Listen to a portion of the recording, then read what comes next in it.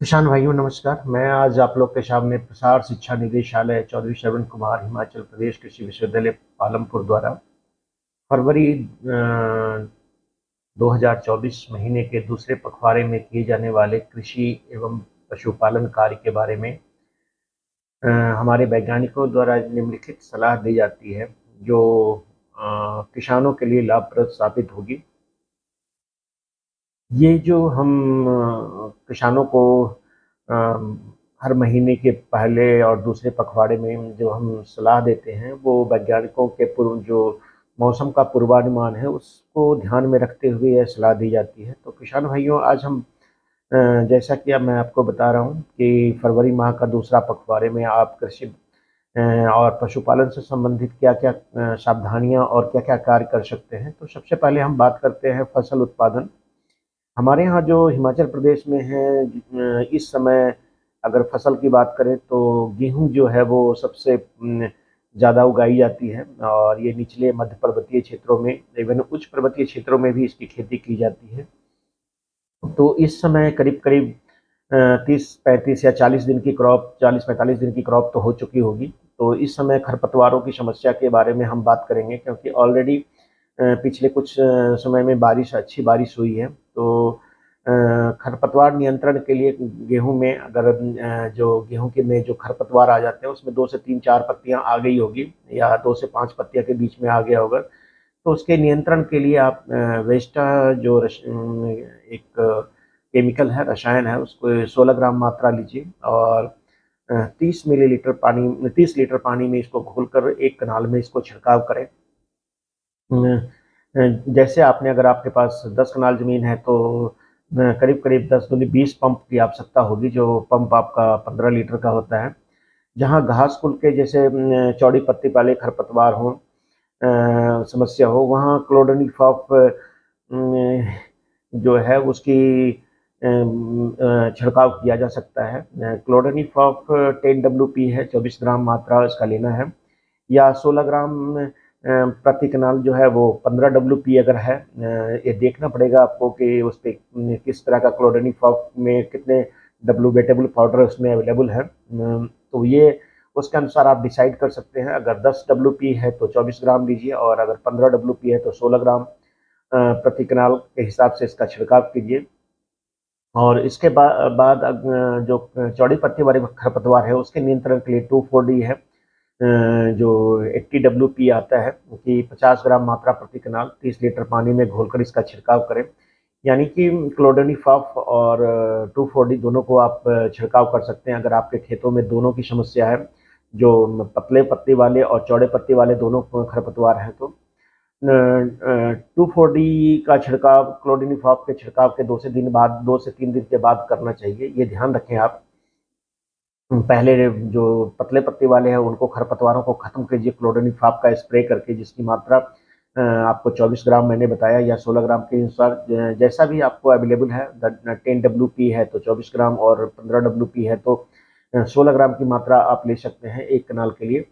और उसके 2 से 3 दिन के बाद आप 2,4-D का चौड़ी पत्ती वाले को खत्म करने के लिए आप छिड़काव कर सकते हैं। छिड़काव के बाद अगर आवश्यक हो तो हल्की सिंचाई कर सकते हैं। वैसे हल्की सिंचाई ही करनी चाहिए। ज़्यादा सिंचाई करने से जो खरपतवारनाशी आपने छिड़काव किया है उसका जो प्रभाव है काफ़ी कम हो जाता है, तो इसको ध्यान में रख करके ही करें। निचले तथा मध्य पर्वतीय क्षेत्रों में सूरजमुखी की आजकल सूरजमुखी भी लगाने के लिए समय आ गया है। इसमें इसी 684F415 जो किस्म है उसकी बिजाई कर सकते हैं। और ये सूरजमुखी आजकल तिलहन के रूप में बहुत ज़्यादा इसका प्रचलन चल पड़ा है। तो सूरजमुखी की खेती और काफ़ी ज़्यादा पैदावार भी देती है। तो आप सूरजमुखी की फसल तिलहन के फसल के रूप में इस समय आप लगा सकते हैं। कतार इसके लिए कतार से कतार जो लाइन से लाइन की दूरी है वो 60 सेंटीमीटर, और पौधे से पौधे के बीच की दूरी जो है तो वो 30 सेंटीमीटर, करीब करीब 1 फीट का फासला अवश्य रखें। बस बीज का ध्यान रखें कि अच्छी गुणवत्ता का बीज हो और ज़्यादा पुराना नहीं हो। अब हम बात करते हैं सब्जी उत्पादन के बारे में। प्रदेश के निचले पर्वतीय क्षेत्रों में भिंडी की जो किस्म है पालम कोमल या परभनी क्रांति, P8, अर्का अनामिका, वर्षा, उपहार, US 7109, पांचाली, उमंग, इंद्रनील, तथा इसके अलावा फ्रेंच बीन की जो कंटेंडर है, प्रीमियर है, पालम मृदुला है, फागनी है, सोलन नैना है, अर्का कोमल, इसकी बिजाई करने का ये आजकल उचित समय है। इस समय आप इसकी बिजाई कर सकते हैं। टेम्परेचर करीब करीब इनके लिए कहीं कहीं अनुकूल हो चुका है। अगर बहुत ज़्यादा ठंड है तो थोड़ा ही विलंब कर सकते हैं। बिजाई के समय भिंडी में 100 क्विंटल गोबर की खाद, 150 किलोग्राम इफ्को जो 12-32-16 आता है, और 50 किलोग्राम मिरोटा पोटास तथा 50 किलोग्राम यूरिया, तथा फ्रेंच बीन में 200 क्विंटल गोबर की खाद के साथ 300 किलोग्राम इफ्को 12-32-16 जो है उसका प्रयोग कर सकते हैं। और इसको दोनों फसलों में, जैसे भिंडी आप लगा रहे हैं तो खेत की जो अंतिम जुताई होती है, खेत को समतल जब करते हैं या सुहागा पाटा लगाते हैं, उस समय इनको उर्वरक को मिलाइए ताकि अच्छी तरह पौधों को खेत में मिल जाए और पौधों को अवेलेबल हो। भिंडी और फ्रास्पीन में प्रभावी खरपतवार नियंत्रण के लिए अगर इनमें आपको समस्या लगती है कि आने वाले समय में खरपतवार होगा, तो इसके नियंत्रण के लिए प्री इमरजेंस जो है लासो या एलाक्लोर जिसको हम बोलते हैं, उसको 3 लीटर, या स्टॉम्प या पेंडिमिथलिन जिसको हम बोलते हैं वो 4 लीटर प्रति 750 लीटर पानी में मिलाकर बुआई के लिए 2 दिन के भीतर इसका छिड़काव करें प्रति हेक्टेयर। 1 हेक्टेयर में करीब करीब 750 लीटर दवाई पानी की आवश्यकता होती है, तो उसके अनुसार 3 लीटर जो आप लासो या 4 लीटर आप पेंडिमिथलिन का घोल करके उसका छिड़काव कर सकते हैं उसके अनुसार। प्रदेश के निचले पर्वतीय क्षेत्रों में खीरा लगाने के लिए खीरा की उन्नत किस्म जो है, जैसे लॉन्ग ग्रीन है, पॉइंसेट है, US 6125 है, शंकर, नूरी शंकर है, मालिनी शंकर है जो हाइब्रिड किस्म है, और 243 है। इसके अलावा समर स्क्वैश का पूसा अलंकार ऑस्ट्रेलियन ग्रीन है, और करेला की सोलन हरा, सोलन सफ़ेद, चमन जो हाइब्रिड किस्म है, पाली जो बहुत ज़्यादा प्रचलित है अपने फ्रूट मतलब फल के कलर के कारण पाली को, और लौकी की पूसा मंजरी, पूसा मेघदूत, इसके अलावा PSPL जो पूसा समर प्रोलिफिक लौंग है, या वर्द जो है हाइब्रिड किस्म है, इसकी सीधी बिजाई की जा सकती है। इसके अलावा इसकी पौध भी आप पॉलीबैग्स में तैयार कर करके और इसको खेतों में ट्रांसप्लांट कर सकते हैं। मध्यवर्ती पहाड़ी क्षेत्रों में ग्रीष्मकालीन सब्जियां टमाटर जैसे है, पालम पिंक है, पालम प्राइड है, अवतार है जो 7711 हाइब्रिड किस्म है।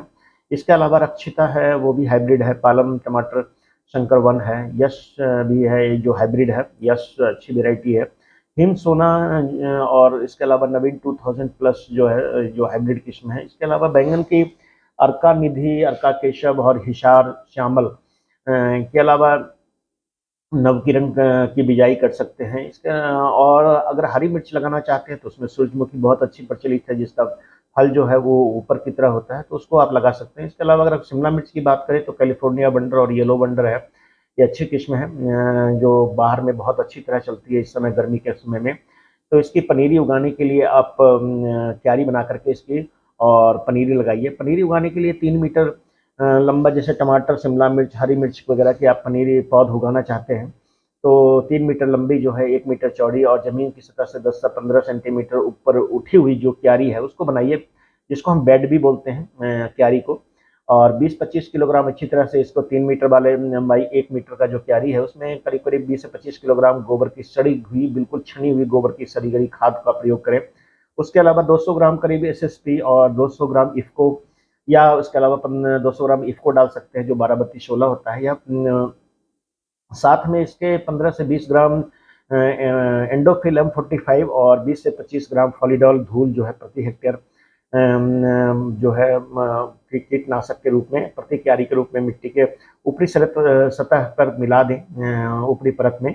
और बीज की जो लाइनें समतल करने के बाद इसको पंक्तियों को बीज को पंक्तियों में 5 सेंटीमीटर की दूरी पर, तथा जो लाइन से लाइन बनाए वो 5 सेंटीमीटर की दूरी रखें, और उसमें आप 1-1 सेंटीमीटर या उससे थोड़ा कम पे आप इसकी बिजाई कर सकते हैं इनके बीजों की। बीज की गहराई जो है वो ज़्यादा ना रखें, वो करीब करीब 1 से 2 1 सेंटीमीटर के अलावा के करीब ही बीज की गहराई रखें, और इसको बीज को ढकने के लिए गोबर, रेत और जो मिट्टी है तीनों को मिला करके बराबर मात्रा में, और इसको आप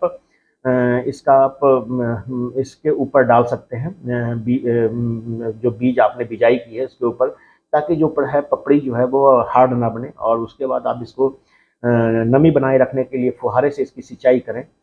इन क्षेत्रों में, कई क्षेत्रों में जैसे कद्दू वर्गीय सब्जी की अगेती खेती के लिए खीरा जैसे है, या समर स्क्वैश है, या करेला है, लौकी है, तुरई है आदि को पॉलीट्यूब में नर्सरी में भी उगाई जा सकती है। जैसा कि हमने बोला कि छोटी 250 ग्राम की क्षमता वाली जो पॉली बैग्स होते हैं, जो एग्रीकल्चर के पर्पस के लिए बाजार में अवेलेबल है, ये ब्लैक कलर का मोस्टली होता है, या फिर आप सफ़ेद कलर का भी आप यूज कर सकते हैं। इसमें FYM जो है गोबर की खाद और रेत और मिट्टी बराबर मात्रा में मिला करके अच्छा सा छान करके मिश्रण को तैयार कर लें, और इस भुरभुरे मिश्रण को जो है उसको बैग में भर करके उसमें 1 से 2 बीज प्रति जो थैला है, पैकेट्स है, या पॉली बैग का जो पॉलीथीन बैग है उसमें लगा दें। बेहतर अंकुरण के लिए पॉली हाउस को बरामदे में या किसी गर्म स्थान पर रखें, या पॉली हाउस में रखें, या छोटे से लो टनल बना करके भी इसको रखा जा सकता है। पौधे के तैयार होने तथा उचित मौसम आने पर इसका पौधरोपण समय पर करें, ताकि इससे आपको अगेती पौध प्राप्त होगी, अगेती फसल आप लेने में आपको सहायता मिलेगी। अब हम बात करते हैं जो इस समय संभावनाएं हैं वो फसल संरक्षण के बारे में, कि अगर कीट और बीमारियों का क्या क्या प्रकोप हो सकता है। जैसे सरसों और राया की फसल इस समय लोगों के खेतों में चल रहा होगा, तो इनमें तेले की समस्या का, तेला जिसको हम एफिड भी कहते हैं, उसकी समस्या आ सकती है। तेले की रोकथाम के लिए फसल पर मिथाइल डाइमिटोन 25 EC या डाइमेथोएट 30 EC, जो बाजार में डिफरेंट ट्रेड नेम से अवेलेबल है, 30 EC 1 मिलीलीटर प्रति लीटर पानी में घोल बनाकर इसका छिड़काव करें। दवाई छिड़कने के बाद सरसों के पत्तों के साग का प्रयोग नहीं करना चाहिए। अगर आपने सरसों का पत्ता तोड़ना है तो छिड़काव से पहले आप इसको तोड़ करके आप खाने के लिए यूज कर सकते हैं। जहाँ तक गोभी वर्गीय फसलों में कीट नियंत्रण के प्रकोप की बात है, तो उसमें 0.5 मिलीलीटर इंडोक्सा कार्ब जो है 15.8 EC जो बाजार में अवेलेबल है, या 1.5 ग्राम फेंथ्यूरॉन जो है 50 WP, उसको प्रति लीटर जो 0.5 ml प्रति लीटर पानी में घोलकर इसका छिड़काव कर सकते हैं। इसके अलावा इस समय फसल के रूप में चने में फली में करीब करीब फलियां बनने या फूल के साथ फलियां बनने का समय आ गया है। तो जब अगर फलियां बनने लगी है तो उस समय फली छेदक जो सुंडी है उसका प्रकोप की संभावना रहती है।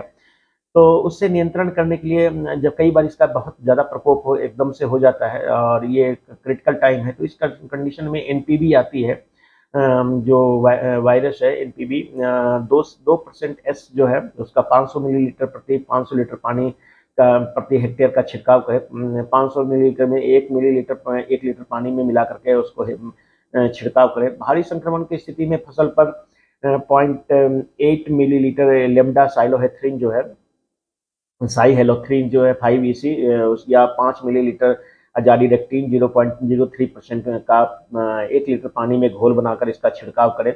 3 से 5 ml 1 लीटर पानी में मिला करके अजाडीरेक्टिन का स्प्रे करना चाहिए। इसके अलावा फूल गोभी और पत्ता गोभी में एफिड्स और कैटरपिलर, जैसा कि ऊपर बताया गया है, के नियंत्रण के लिए आप मेलाथियोन जो है, जो मार्केट में अवेलेबल है डिफरेंट ट्रेड नेम से, तो उसका 50 EC आप 1 ml जो दवाई है 1 लीटर पानी में मिलाकर इसका छिड़काव करें। जैसे आपका पंप 15 लीटर का है तो 15 ml उसमें दवाई डालकर इसका छिड़काव कर सकते हैं।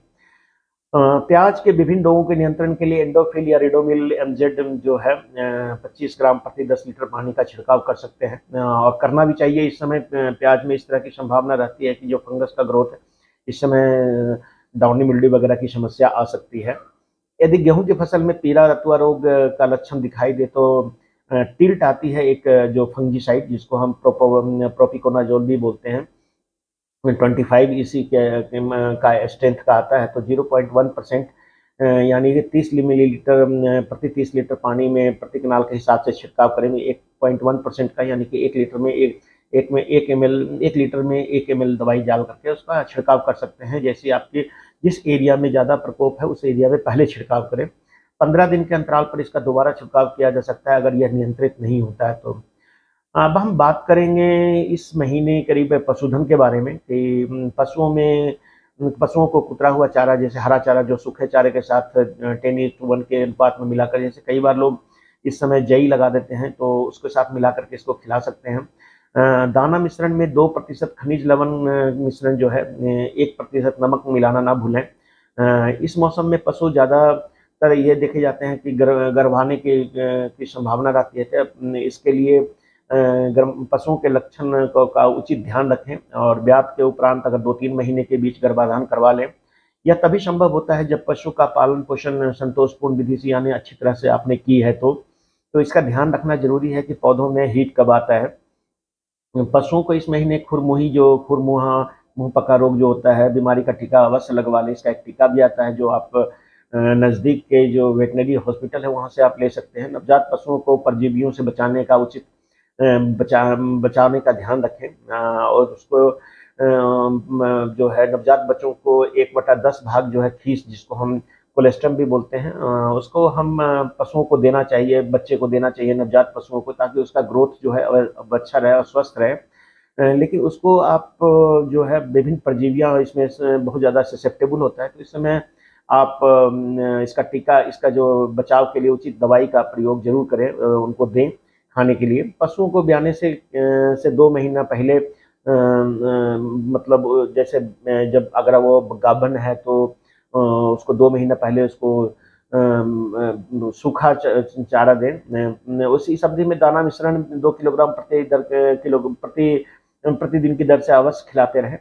पशुओं को खिलाते रहना चाहिए जो आपका दाना मिश्रण है, जिसमें कनक और मक्की या जो भी कुछ आपका होता है, चने वगैरह होते हैं, उसमें उसको आप इसको कंसंट्रेट के रूप में इसको दे सकते हैं।